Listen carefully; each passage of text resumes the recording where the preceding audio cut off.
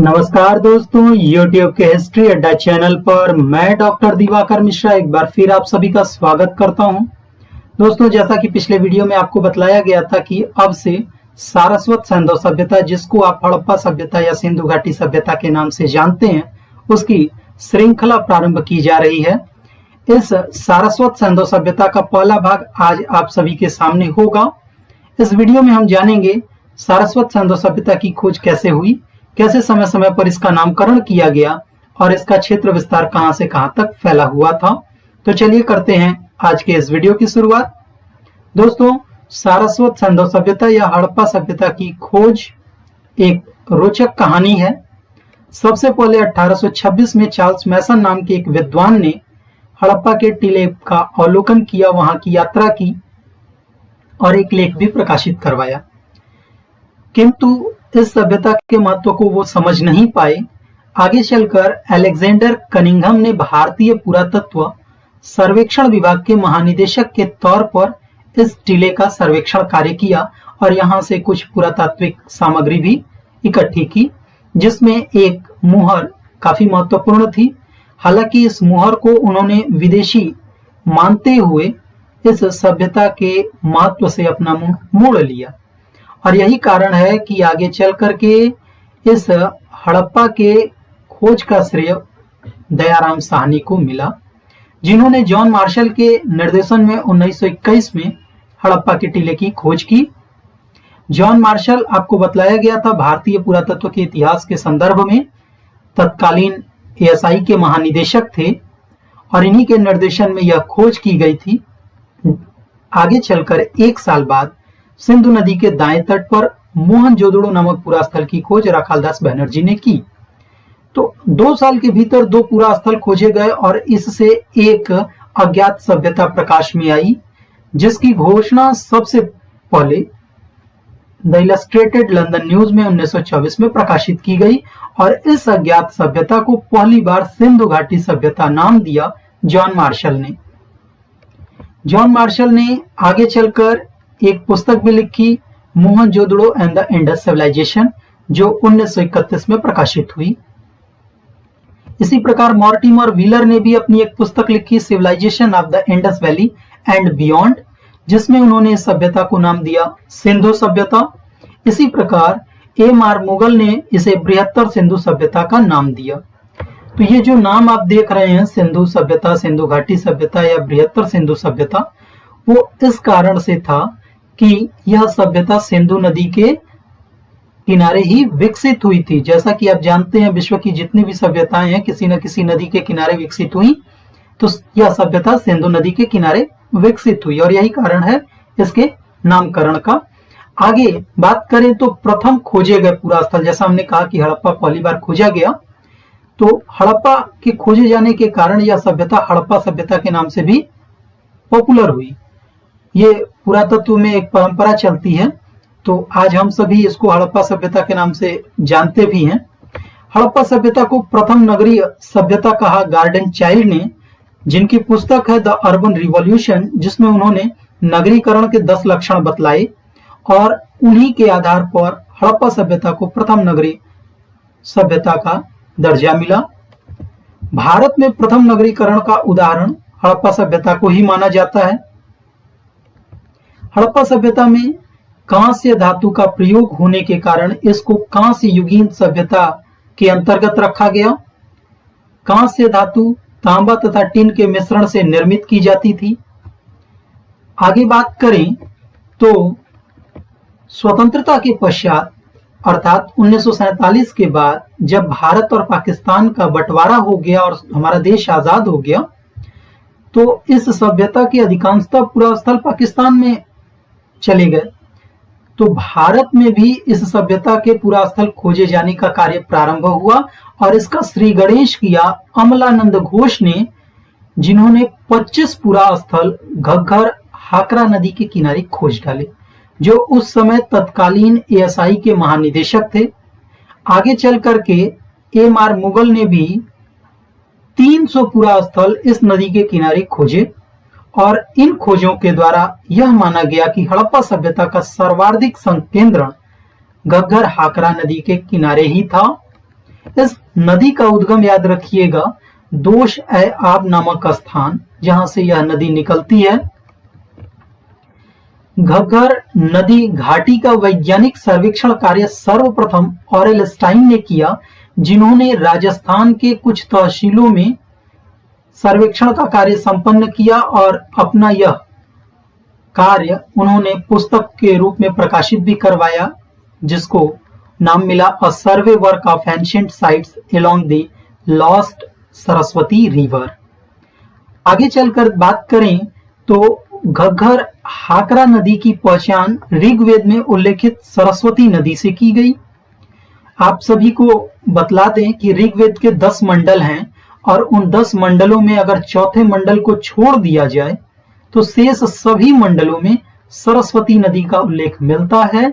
इसको पवित्र नदी भी बतलाया गया है। भाषा शास्त्रीय, पुरातात्विक तथा ऐतिहासिक तथ्य प्रदर्शित करते हैं कि वैदिक कालीन सरस्वती नदी आज की घग्गर हाकरा नदी है।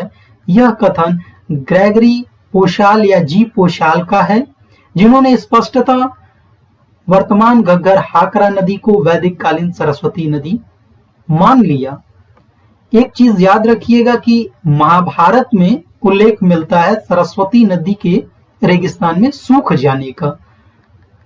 अब जब घग्गर हाकरा नदी का सरस्वती से समीकरण तय कर लिया गया तो भारत की प्राचीन सभ्यता सरस्वती नदी घाटी में विकसित हुई, ऐसा माना प्रोफेसर मीडोज ने, जबकि हड़प्पा सभ्यता को सैंधव सारस्वत सभ्यता नाम दिए जाने का प्रस्ताव सर्वप्रथम एस.पी. गुप्त ने दिया।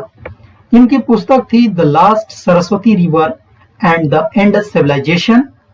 इसी प्रकार एक किताब और याद रखते हैं आप बीबी लाल महोदय की, the Saraswati flows on continuity of Indian culture. इसको मैक्सिमम लोग द सरस्वती फ्लोज ऑन के नाम से ही जानते हैं। हाल ही में एक और पुस्तक प्रकाशित हुई, Saraswati civilisation a paradigm shift in ancient Indian history. इस पुस्तक के लेखक गगनदीप बख्शी हैं, जिनको आप सभी जीडी बख्शी के नाम से जानते हैं और टेलीविजन चैनल पर आपको ये शाम में बहस करते भी नजर आते हैं। इस प्रकार इस सभ्यता को वर्तमान समय में नाम दिया जा रहा है सारस्वत सिंधु सभ्यता। लेकिन इस नामकरण का विरोध भी कई विद्वानों द्वारा किया गया। इसमें विपक्ष में तर्क देने वाले प्रमुख विद्वानों में अगर आप जानना चाहें तो रोमिला थापर हैं। इसके अलावा राजेश कोचर भी हैं, जिन्होंने इस नामकरण का विरोध किया। अब संपूर्ण अगर इस विषय को देखें तो वर्तमान समय या जो नवीन शोध है उसके आधार पर इसको सारस्वत सिंधु सभ्यता का नाम दिया जाना उचित है। अब हम बात करते हैं इस सभ्यता के क्षेत्र विस्तार के विषय में। तो विश्व की प्राचीनतम सभ्यताओं में सबसे विस्तृत सभ्यता थी हड़प्पा सभ्यता।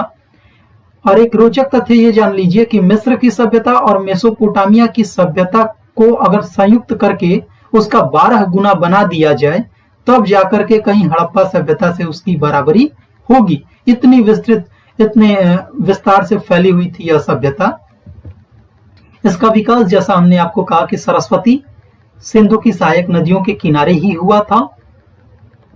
इस सभ्यता के फैलाव का आकार त्रिभुजाकार माना जाता है और इसका क्षेत्रफल लगभग 13 लाख वर्ग किलोमीटर था। हड़प्पा सभ्यता का विस्तार मुख्य रूप से भारत और पाकिस्तान में मिलता है।